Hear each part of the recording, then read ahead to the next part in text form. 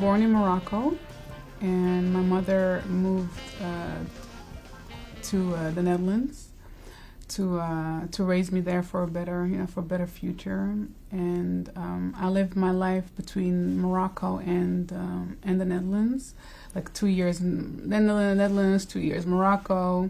She just thought that it would be better for me to have also the Moroccan education. Okay. But there was time, and I was staying with my grandmother in Morocco, and she was like working in the Netherlands. But then she would miss me really much, and then she fly me over to the Netherlands. And so basically raised in Amsterdam my whole life. And when it comes to music, I started music very young. I attended the music school of Amsterdam at like 11 or 12. And I was a member of a gospel choir or like cover rock bands. We used to sing a lot of rock music. And at 18, I felt like very deep connection to my roots. Like I was, as a Moroccan woman living in the Netherlands, you kind of like, you want to be connected to your motherland. Right, and that's when I started doing that through music. My mom used to play a lot of Arabic music at home, Kulthum, Fairuz, Warda, and I was like, hey, why not like try my singing experience also in the Arabic world? And I just packed my bags and I went to Egypt at 18 years old and met a lot of beautiful musicians, songwriters, composers, and I remember my first Arabic song in the same studio that Abdul Halim Hafiz recorded his song. It's called the studio Sot al-Hub. And that's when my journey as an Arabic singer started. And between that and doing a lot of shows in the Netherlands on music jazz festivals, and I felt always that the Netherlands was kind of like a small country for me, and I'm very an adventurous person.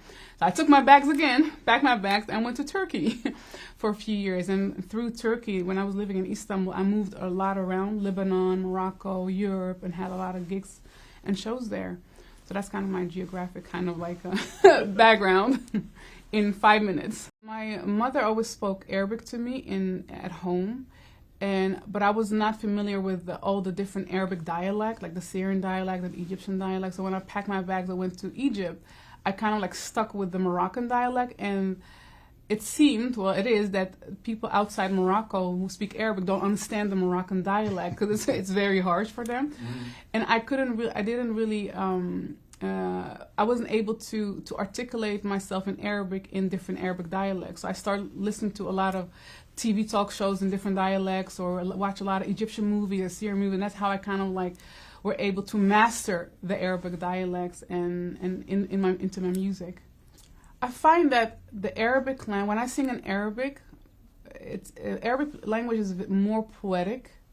Like we say things more poetically in English. For example, if you prepare a beautiful dinner for me, I would say, Allah ya'ish al-had al-yad, like long live the hands that made the food for me. So it's very poetic. So that is kind of different. But when it comes to the emotion into the songs, to me it's similar. Well, we met a very cliche at a jam session, jazz club in New York. I took my baby sister on vacation in New York, and I have a friend who owns a jazz club in New York called the New Blue, and he invited me on a Monday, and I was there, and there was Kamasi. We saw each other, and well, you tell the story, Kamasi. We actually had met online once. I heard some of her music. I think so. We kind of just briefly met, like like comment section met, not really met. And then we saw each other at New Blue, and I was like, oh hey, and we kind of remembered each other.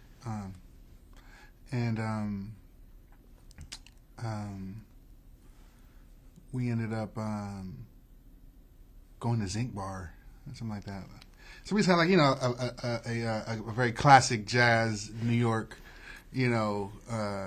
meeting where listen to jazz music and talk about it and and then that was the start of our friendship, I guess. Yeah, that was the start of it. Yeah, what I do remember is him listening to music and him asking me like, "Hey, what do you hear? Like, sing something what you hear." And I was like improvising in his ear. This is what I hear. And I'm like, oh, that's how we kind of like interact with each other the first day.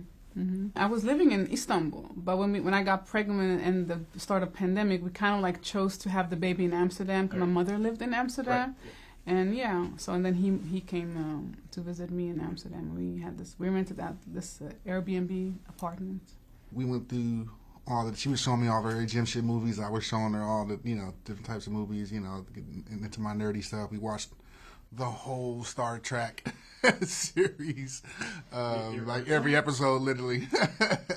And so we got to like, okay, let's do something else. And so I forget whose idea it was, but we were like, we both kind of started reading, but then we were like, what if we read like together, which is like something I hadn't done since I was in school, reading has always been such a kind of a solitary thing. So reading it out loud together and kind of like, we read the whole thing. So, he goes through a lot of different, it's not just love, he goes through a lot of different ideas in that book. And it was reading out loud and then kind of like talking with someone about what we're reading and what it means. And that exchange was just super fun. It was like, I love movies. I love, film, but it was, it was like, it's like creating, because when you read, you kind of create a movie in your mind, and then to have someone else tell you what the movie they're seeing in their minds, it was just, it was really cool. And so, we started with The Prophet because we had both read that. And we had talked a bit about like how much we both loved Khalil Gibran. He's just, just an amazing, person. Not just his work, his writing, his visual art as well. He was just an amazing person. And so we finished that and it was like, oh, that was really fun. What should we do next? Like, let's do another Khalil Gibran book, one that we haven't read, because it's one thing to kind of, I already had thoughts on The Prophet. I already had, I got to look cooler than maybe I should have been able to. So it's like, oh, let's read one we haven't read to really kind of have this like experience, And so we picked up The Madman, and it was just, it was really that book that really made us go like, whoa, man, he's really, really, really deep. And so we it kind of just, we found a real deep connection point with that. We both really had a good time with that. And then I don't know, a few days later, a week later, something like that, I was just, I was still working while I was in Amsterdam. Like, I even had like some sessions that I did like remotely, where it was like, the session started for me at like, midnight and started here like, so I had a little upright piano in our apartment, and so I was just playing some chords, and we met kind of outside of music in a way. Even though we met at a jam session, like our relationship kind of developed more so with like us both knowing we're musicians, but not really us making music together. Mm-hmm. And so I was playing these chords, and she started singing to them, and it was just like, oh wow, there's a, it's like first we found the Khalil Gibran connection, and then we found this music connection, and that was kind of like that was like the alignment that led us to think like, oh, maybe we should make a record. Oh, let's make a record of The Prophet and The Madman, and that's kind of like how that was like the seed of that tree.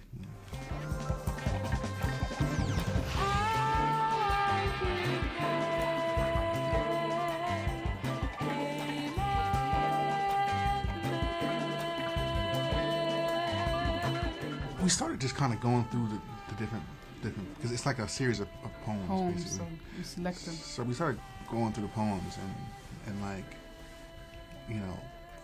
reading them and talking about like which ones, felt in the flow of the poem that felt like more conducive to music, and which ones, felt like they had some kind of connection that could tell a story of an album, And so we didn't immediately start creating demos. We really kind of like just started marinating on the words, you know, and then, you know, at some point, you know, I'm always kind of like playing around with ideas musically. One of those ideas would feel like, oh, that works with that, and then we stretch them to join to each other, you know. That was, and so it would happen kind of randomly for that whole time, for months. Yeah. You know, I was doing other things at the same time, and just every once in a while I would write something that either I thought fit one of these poems, or she thought fit something, and then we would join them together, you know. And so it would kind of happen almost like, yeah, kind of totally randomly. Like after maybe like 6 months of doing that, we started to feel like, oh, we kind of got a bit of a chunk of a album here, you know. And yeah, we've birthed something new. Yeah. Yeah, you start seeing the legs and the arm. You know, it's like the baby starts off just like a little clump, then it turns into. It was a really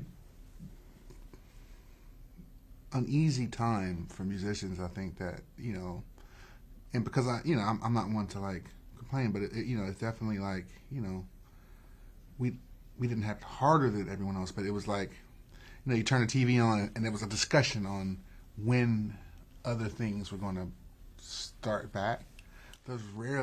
We rarely got brought up in those discussions. Yeah, like music. Music rarely got talked about, you know, and I understand why, because people look at it as a certain thing, but when it's your livelihood and when it's your life, you know, for me, like, I've definitely always been a very active musician, and, you know, I never went that long without, like, playing, you know. Luckily, I had, you know, Ami to like, play music with, because otherwise it would have been like, Yeah, it was you know depressing, what I mean? actually. Like, it was, I just wasn't really used to that, like, not being able to go out and fellowship with music, you know, and so to have that go away in such an abrupt way was really kind of difficult, you know. So we were playing together at home, but not out. I told him, like, in the Netherlands they're pretty strict. I told him, like, before 9 we can play, but after 9, 10 Yeah. I have to keep it down. Yeah. She complained more than the neighbors did. And I complained too, by the way. Especially when he had the remotely sessions, you know, at 5 in. A few different projects. I did there's a song called Sun-Kissed Child. I did that one remotely. I did some like, I did like a couple of commercial jingle type things, and some I forget what else. But yeah, it was like 3 or 4 projects that ended up happening while I was. And it was like, you know, I was in that time where if you were in Europe, you couldn't come back to America. So like, literally couldn't come back. Right. We have different musical upbringings, but I do believe we both hold music in our hearts first, you know, then our minds, you know.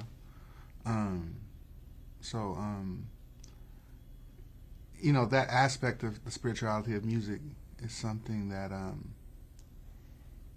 I find myself talking more to non-musicians about it than musicians, because we kind of just feel it.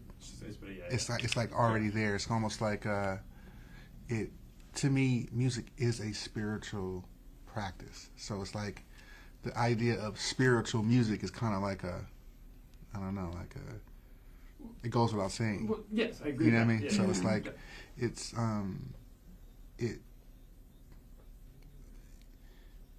yeah. So I find that, like, I get like how people kind of see there's spiritual music and then there's kind of non-spiritual music. But for me, it's just kind of more like music that can speak to any. Music has an infinite number of ideas it can speak on.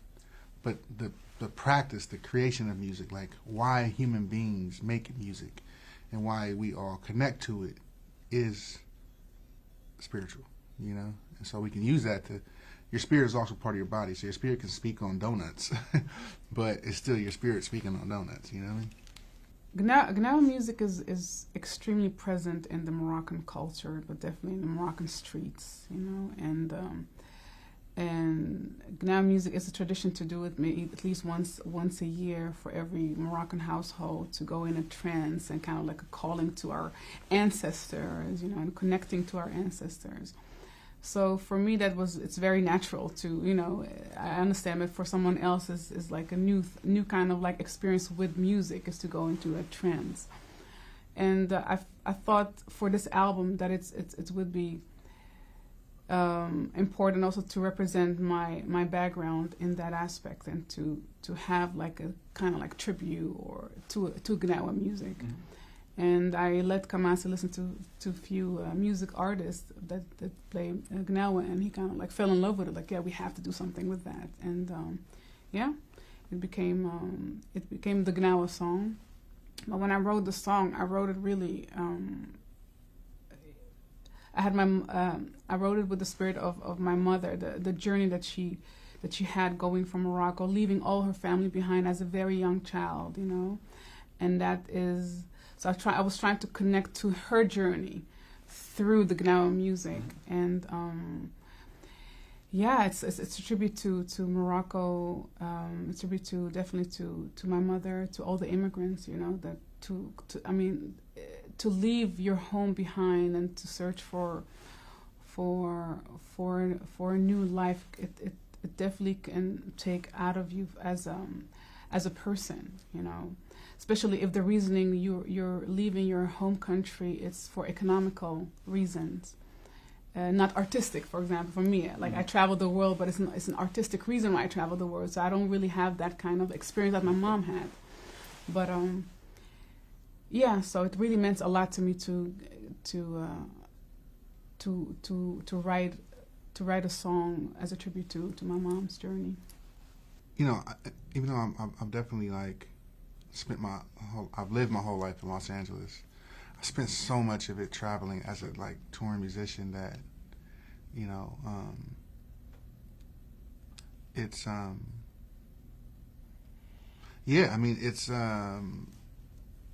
it definitely comes up. I think we kind of both respect each other's perspectives. You know what I mean? And. She also travels a lot now too. So like, even like when you're a musician, even when you're rooted, you're not really rooted because I should make that a caveat. Yeah, it's kind of almost more like you're, you just have a, LA just feels like the charging station. It's like you charge up here, and then you go. And you're all over the place, Yeah. And LA always kind of felt like a microcosm of the world for me, which is kind of why I'm able to, I think, feel comfortable kind of staying in this city, because it's almost like a city that has, literally versions of other cities within it, but also like kind of feels like it's just like 10 cities in one city kind of place. And so, I kind of get that. My own like kind of need to experience other cultures, other things, kind of happens on tour, and then it's like, I then get to go back to my little miniature world. It's like I go out into the actual world, and then I come back to a little mini microcosm of the world, and I like kind of my home base being a microcosm. But I don't know. How do you feel? Well, we are both parents right now. We have a little daughter. So for me, my home is where my daughter is and where my husband is. Pre-family, it was different. I really loved Istanbul, Turkey, what it had to offer. And when I moved there, it was on the height of the war in Syria, and I experienced so much in Istanbul. I saw the strength of the people. Also for Turkish people, I think there was like a coup happening, and I fed off of their strength, of their experience, and I articulated that into my music. So I kind of like came from chaos. Mm-hmm. I was feeding out of chaos around me, and now I'm like, okay, LA is my home. This is where my daughter and my husband live. But I, of course, as a musician, like he said, we are also still able to travel. And yeah, he said it beautifully. It's a charging point. LA is where we charge up, and then we still kind of like fly off and meet other beautiful people around the world. And I had a little bit of her experience, like spending 10 months. I spent 10 months in Amsterdam, so that was the longest I ever spent in a single city outside of LA. And so that idea of like kind of learning a new city from scratch and like being new my experience is normally the reverse. Like people are coming here and they're like asking me, where should I go? And da, da, da, da, da. And so I'm usually like the tour guide to like. So it was fun to like. I see how people who like to move around get kind of addicted to it, because it is fun to kind of learn a new place, and in that experience, you do end up kind of learning a bit about yourself, because you start to learn like what do I really need to be happy? Like, oh, okay. And so you started finding those things, and some things that you thought you needed just aren't in this new place. And so then you find new things to need. You go from being the front burner to the back burner. To the back, yeah. You know, so all of a sudden, like, you know, the first gathering goes kind of like the first energy, the first thoughts, the first plans, you know, She kind of goes first, go to her. It goes to her. And then you kind of figure out your stuff, you know. So, yeah, it's definitely a different, you know, approach to life. You know, it's a beautiful approach, too, because it, you know, I found that, like, that unconditional, unwavering, complete version of love is a key component to unlocking your own humanity. You know, it's like, it actually helps you become, actually helped me truly figure out myself in an odd way, like that, you know, experiencing that level of love for someone else unlocked the kind of like the final levers of who I am or who I want to be as a human being. Yeah, and you kind of go back through everything you've learned. I find myself, as I'm showing my daughter everything, you know, like I'm kind of going back through and like I'm showing her things that, and sometimes I'm like, oh, you gotta watch this, and then I watch it, I'm like, that wasn't as good as I remember it being. Other things that are like, wow, man, that's just as good as I remember it, and like it's kind of a fun process. It's kind of like taking inventory on your experiences, because I'm transferring them to her. I'm giving her like, well, this is all I know, so you'll have everything that I have, you know, probably in the next, by the time she's 12, and so then she could take that and go expand on it, you know. Find her own thoughts, yeah. Yeah. But there was definitely a lot of chaos in the beginning, because when we listened back, like last month, to all the demos, she was on every demo in the background crying and playing, and that was actually, we actually kind of like teared up when we listened to it, and like, wow, she was there in every part of this album, you know, the music, and his album too, and it's just a new experience. It's just new as a mother. It's just it's very deep, and yeah, just a new way of being a musician, I guess, you know, expressing through art.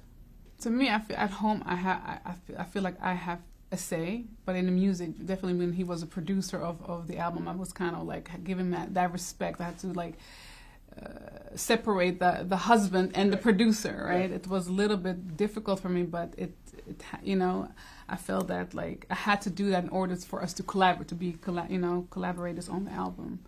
I don't know how it felt for you. Yeah, I mean, it's hard to say. I mean, I'm trying to like. I mean, for me, I guess they were kind of it was all mixed in together. Right. You know what I mean? And so, because, you know, we were writing the songs at home, it wasn't like, okay, now it's time for work time. You know, it's like, even like other people that work together, they probably go to work and then come back home. Whereas us, it was kind of like, you know, you never know when the inspiration for a song or music's gonna happen. And so, like you said, like she said, like, you know, sometimes like, you know, I'm over there playing with Akili and she just starts singing something. She's like, oh, Kamasi, come find something to do with this. And so it's like, okay. And so it becomes, you know, it's kind of, but I grew up like that because my dad is a musician. And so like people always ask me like, what was it like having music lessons from your dad? And I was like, it wasn't really like that. It wasn't like, okay, sit down and let's have a music lesson. It was just constantly happening, you know? And so the lines get blurred because it really isn't a line, you know. It's like music is kind of always happening. It's always in me. It's always in her. And so as we were, like I was saying, like as we were working on the album, you know, it would just like Gibran, I was writing that song for a film, and she heard it and she was like, and I kind of got mad a little bit. she's like, I hope that director doesn't want that song because I want that. And I was like, don't say that because I need to get this finished, because you never know. Like, and he ended up not wanting it, and it was like, I was kind of like, you cursed it. And so, and then other things were like, she would be singing something, and like, sometimes she would sing something, and I would hear, oh, I have something for that already. Or sometimes I'd be like, she'd sing it, and then I'd be messing around, and she wouldn't realize, hours later, like, what are you doing? Like, oh, I'm still working on that thing I heard you singing earlier today. And so, it just, for me, it kind of just becomes what our life is. You know what I mean? Like, which is natural because I don't really have a whole lot of separation. There's not a whole lot of separation between music and life for me anyway.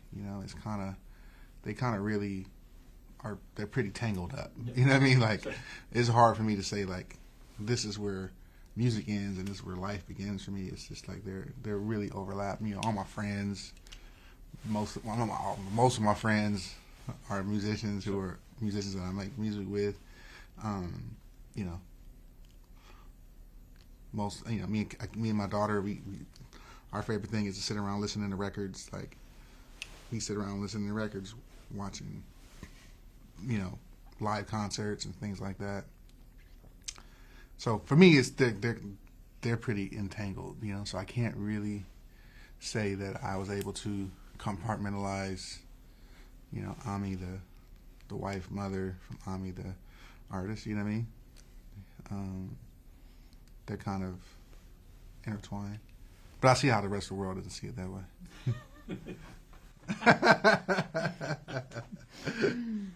Okay.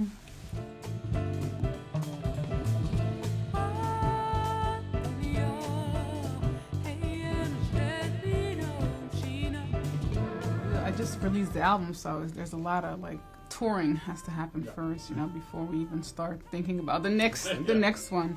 So yeah, a lot of touring, like a lot of sharing my music with everyone around the world, and hopefully from that experience, I'll probably maybe have another piece of music, that I'm going to write for the next project. But at this moment, just touring around, and hopefully I can play with Kamasi also a lot on the next year. And yeah, I have still so many ideas for the project. I would love to do the project, for example, with the Metropole Orchestra in the Netherlands. I want to present the music in a different way, not just a four piece of musician on stage, but also in different musical ensembles. Yeah, what about you? Yeah, I mean, I definitely think that there's so much left to harvest from this album. There's so many different places that music can go, and I feel like the album is kind of like one possibility amongst infinite possibilities. I mean, we definitely have other songs we've already started kind of writing and stuff like that together, but we don't have a direction. So like I said, just in life, it's just when you're two musicians living together. Family together, you end up, music is kind of always happening. Yeah. So, but what Ami's next offering to the world would be, I don't think either of us know for sure what that is going to be, or what she wants that to be. I think at some point though, she'll have an epiphany as to oh, I want to do this, and whether or not I will be the right person to kind of help her make that, because that's essentially what a producer is. Someone helps you kind of fulfill the vision that you have. Mm-hmm. I don't think I'm definitely not I think I always like to work in a situation where it makes sense. You know what I mean? And so maybe it makes sense for me. I think the reason why this one made sense because we both love Khalil Gibran so much, and so it kind of, this idea kind of happened together. Mm-hmm. You know what I mean? And so it just depends on wherever she wants to go. We'll kind of determine. Yeah. The music is always. I always say the music is the king. Music is the biggest ego in the room. So it's music will lead us. Yeah, the music will tell us. Yeah. What we're supposed to do next. Yeah, that's the beautiful part about music is I've been playing. I mean, music in my own albums and stuff. Some of those songs are, 30 years old, and they didn't mature until recently, and it's just like, and then some songs we played it a million times, and there's still millions of more possibilities, kind of just that I can see within those songs, and so I think that I'm excited for her to be able to kind of share this music, and to find all the different, because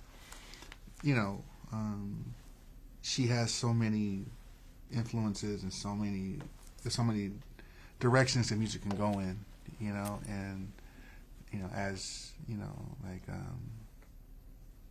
as we find all those possibilities, it's just a beautiful process. It's like each one of these songs is could be personified and it has a life and has the potentiality to do so many different things, and so, I think we're still, both of us, more excited to explore those potentialities. But then at some point, some new idea will come to us and we'll get distracted and our vision will turn, So until then, Prophet and Madman for life. Prophet and The Madman.